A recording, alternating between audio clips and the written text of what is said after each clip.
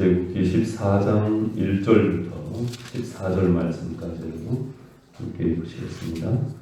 구약성경 102쪽에 있는 출애굽기 14장 1절 말씀 제가 먼저 선독하겠습니다. 우리 함께 한 절씩 교독하십니다.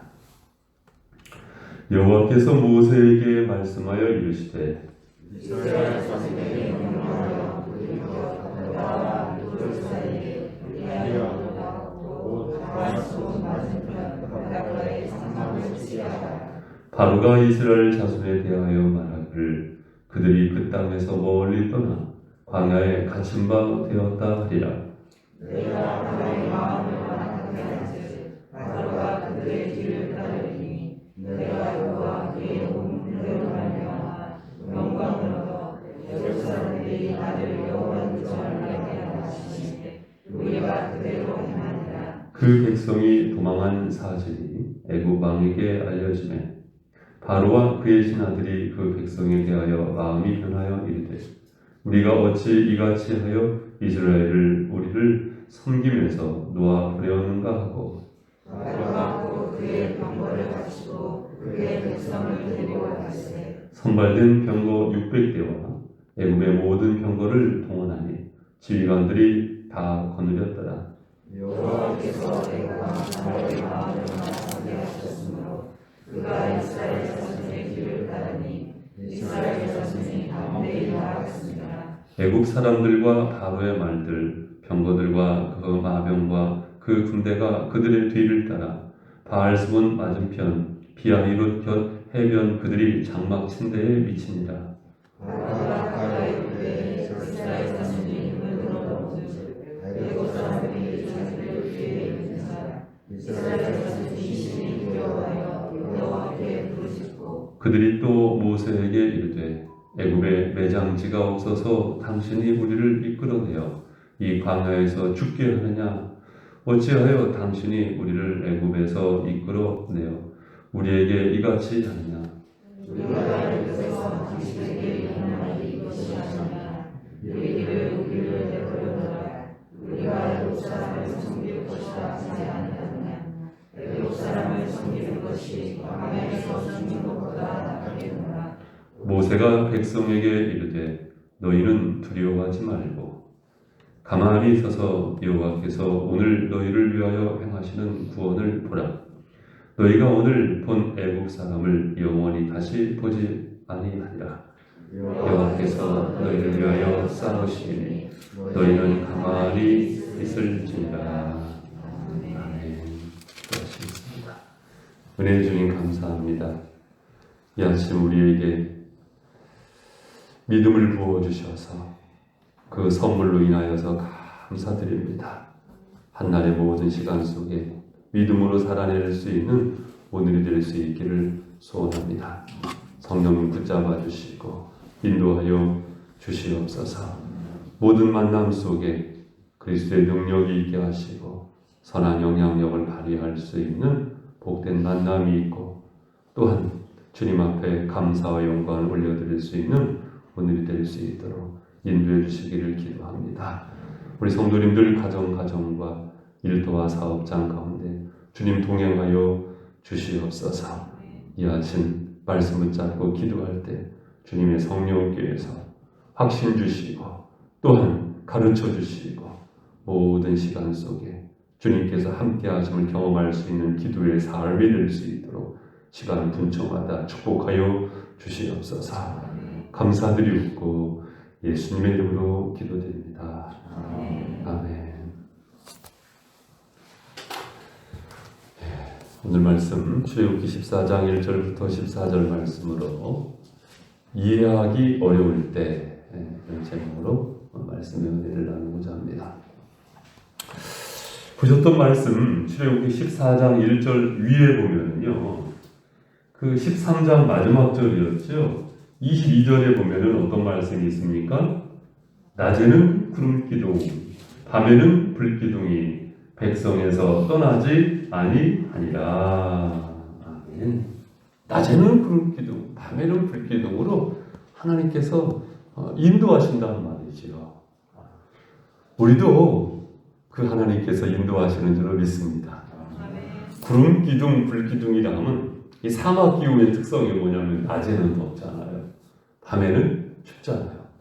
그러면은 이 더운 날 구름 기둥 어떻게 보면은요 최초의 에어컨입니다. 에어컨. 그리고 밤에는 불 기둥 어떻게 보면 최초의 히터예요. 난방이라고도 볼 수 있겠어요. 하나님께서 적절한 보호하심 속에서 인도를 하셨다는 말씀이죠. 인도를 하셨다는 말씀이죠. 그런데 우리가 참 한편으로 보면 이해하기 어려운 것이 뭐예요? 그 14장 1절 말씀에 보니까 여호와께서 모세에게 말씀하여 이르시되 이스라엘 자손에게 명령하여 돌이켜 바다와 믹돌 사이에 비하이로답 곧 바알스본 맞은편 바닷가에 장막을 치게 하라. 분명히 하나님께서 인도하셨는데 구름기둥 불기둥으로 인도하셨는데 글쎄 가나안을 향해서 가는 그 길에서요 어떻게 하라고요? 돌이키라고 말씀하고 있단 말이에요. 곧바로 직진해도 시원치 않은데 돌이키라고 말씀하고 있단 말이에요. 그것도요 돌이켜서 어느 쪽으로? 바다와 믹돌 사이. 바다는 어떤 바다겠습니까? 홍해 바다를 말하는 거겠죠. 그리고 믹돌은 무엇이냐면은 어디를 말하냐면은 믹돌의 그 뜻은 큰 탑 이런 뜻인데요. 애굽의 요새입니다. 애굽의 요새예요. 국경 수비대가 있는 애굽의 요새 중의 요새입니다. 소수민족이라든가 도망자들이 도망치다가 이 국경 수비대에 잡히면은요 죽습니다. 그런 지역이 바로 믹돌이에요. 믹돌입니다. 또한 비하히롯 앞 곧 바알스본 맞은편 할 때 그 바알스본이 어디를 말하냐면요 북쪽인데 바알스본 그러니까 스본이는 말은 본거지라는 말인데요. 바알의 본거지예요. 바알의 본거지. 그러니까 한마디로 말해서 우상 숭배하는 지역 중에서도 보통 지역이 아니라는 말이죠. 바알스본. 따라서 이 비하이롯으로 하나님께서 안내를 하신 것인데 그 비하이롯에 머물렀었던 이스라엘 백성들 입장에서 볼 때 서쪽으로 다시 말하면 돌이켜서 가면은 서쪽으로 가면은 애굽이고요. 동쪽으로 그냥 가면은 이 홍해 바다가 되는 것이고요. 믹돌 한쪽으로 가면 믹돌이 되는 것이고요.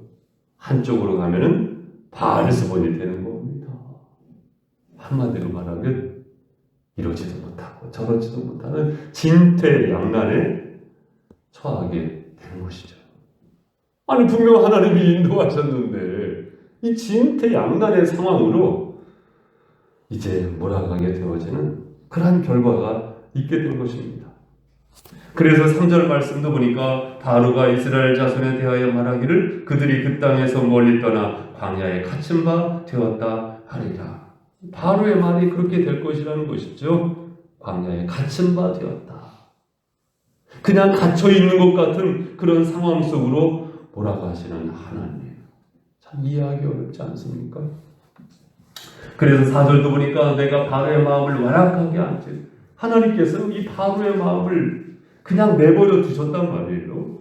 바로가 그들의 뒤를 따르니 내가 그와 그의 온 군대로 말미암아 영광을 얻어 애굽 사람들이 나를 여호와인 줄 알게 하리라 하시며 우리가 그대로 행하니라. 그리고 5절도 보니까 그 백성이 도망한 사실이 애굽 왕에게 알려짐에 바로와 그의 신하들이 그 백성에 대하여 마음이 변하여 이르되 우리가 어찌 이같이 하여 이스라엘을 우리를 섬김에서 놓아 보내었는가 하고. 그러니까 이 바로와 바로의 신하들이 뭐라고 말하냐면 우리를 섬겨야 할 사람들인데 어떻게 그 사람들을 놓아줄 수 있겠느냐 하면서 마음이 바뀐 거예요. 야, 너네 애굽에서 나가라 했었던 이 바로의 마음이 바로를 함께 있었던 신하들의 마음이 바뀌어가지고 그들이 우리를 섬겨야 되는데 우리의 종인데 어떻게 놔줄 수가 있겠어? 하면서 마음이 바뀌어지게 되어지고요. 병거 600대, 보통 병거가 아니죠. 선발된 병거 600대와 애굽에 있는 모든 병거들을 동원시켜가지고요 잡으러 가게 되는 것입니다.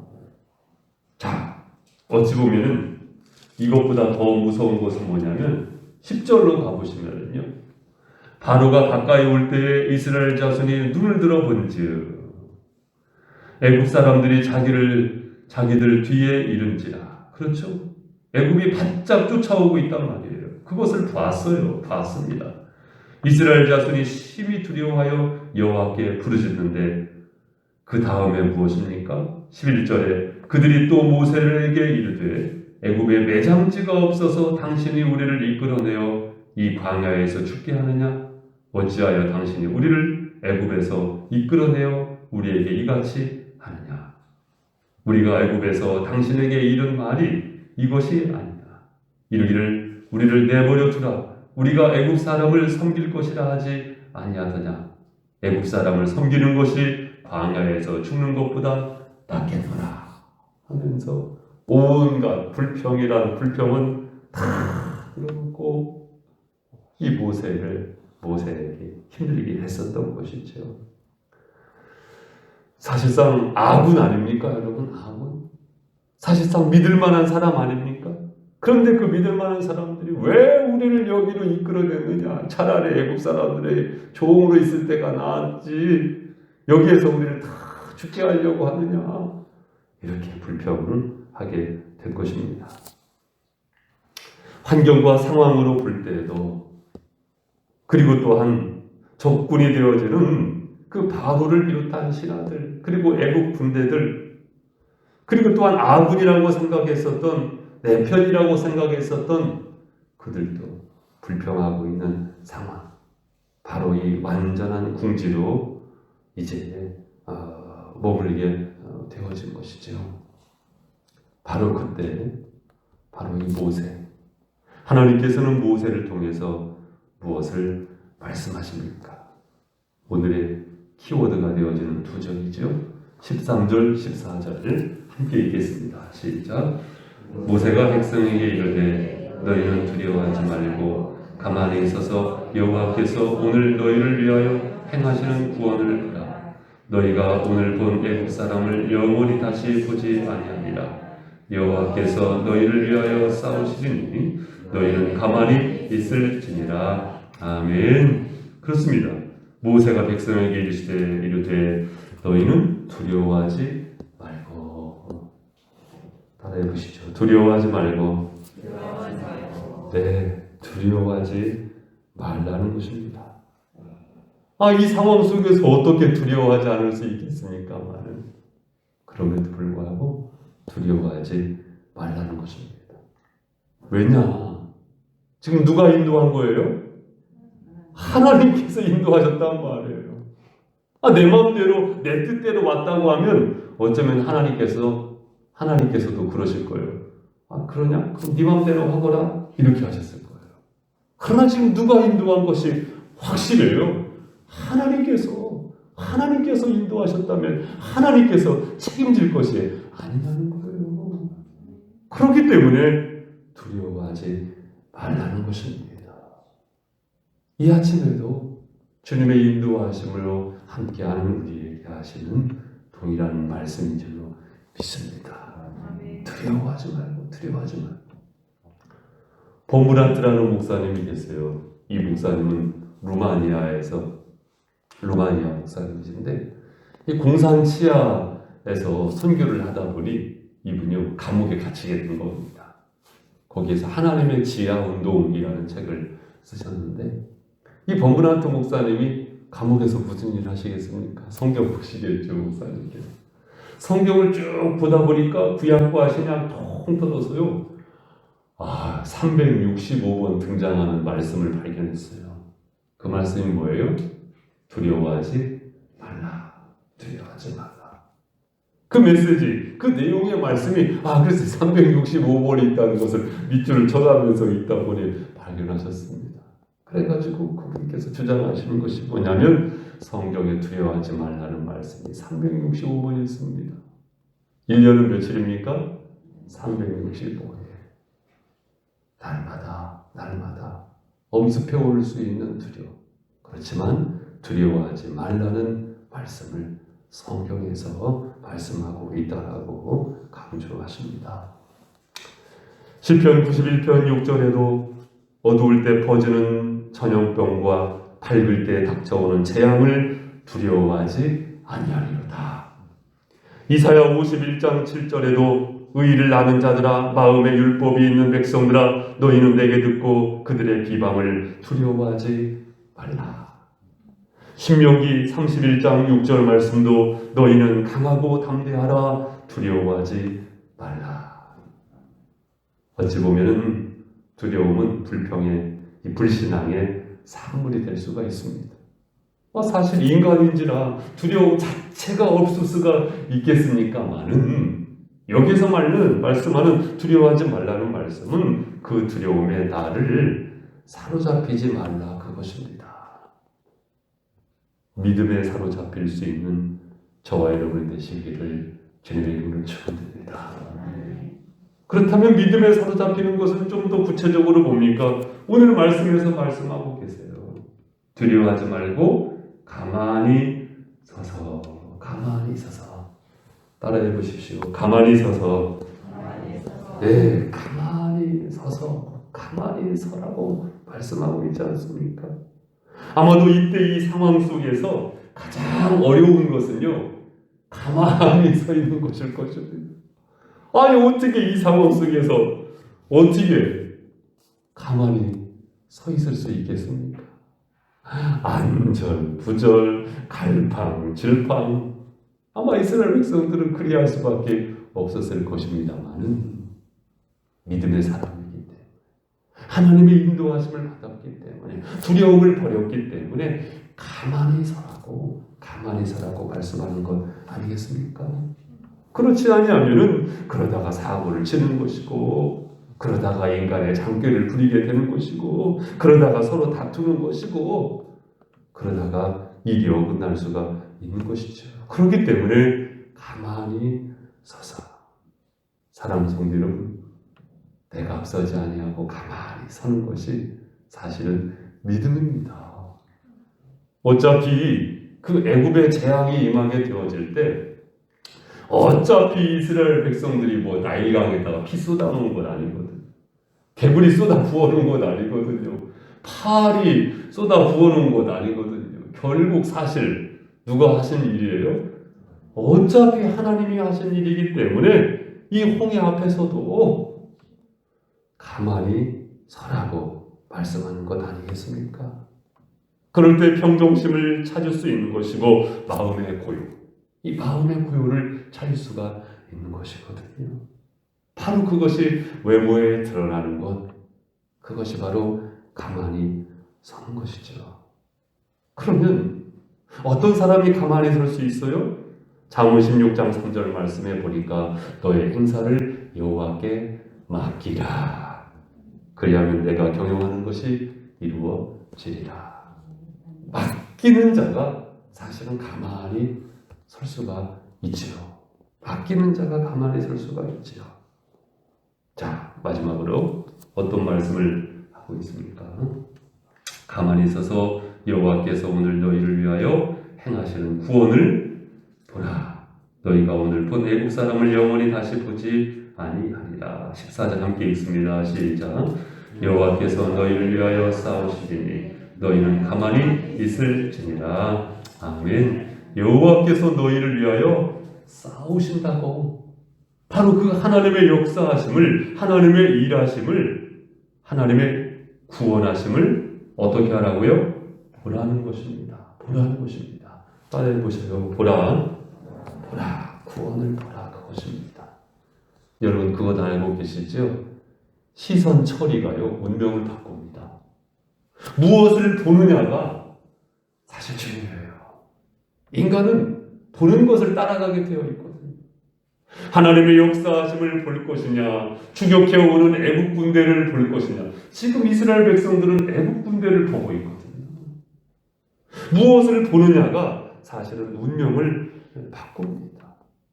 믹돌을 바라보면서, 바알수본을 바라보면서 두리번 할 것이냐, 애국 군대를 바라볼 것이냐, 하나님께서 역사하실 것이니 하나님의 세계를 바라볼 것이냐, 시선 처리를 정확하게 하라, 그것입니다. 여러분 알고 계시잖아요. 이 베드로가요, 풍랑을 보면서 빠지게 되지 않습니까? 주님 바라볼 때 바다 위도 걷게 되어지는 것을 우리는 기억할 수가 있습니다. 사랑하는 성도 여러분, 그 상황 속에서 우리는 무엇을 볼 것입니까? 선택은 누가 해요? 내가 하죠. 풍랑이 일어날 때 풍랑의 방향은요, 태풍의 방향은, 바람의 방향은 인간이 바꿀 수가 없어요. 그렇지만 배를 타고 있는 인간이 바꿀 수 있는 영역이 있죠. 그것이 무엇입니까? 배, 돛의 방향은, 키의 방향은 인간이 바꿀 수가 있거든요. 배의 돛은요, 인간이 바꿀 수 있습니다. 결국은 바람이 힘이 될 수도 있는 것 아니겠습니까? 보라, 그것입니다. 하나님의 구원을 보라, 그것입니다. 이사야 40장 31절 말씀도 여호와를 앙망하는 자는, 앙망하는 것이 바로 보는 것을 말하는 것이거든요.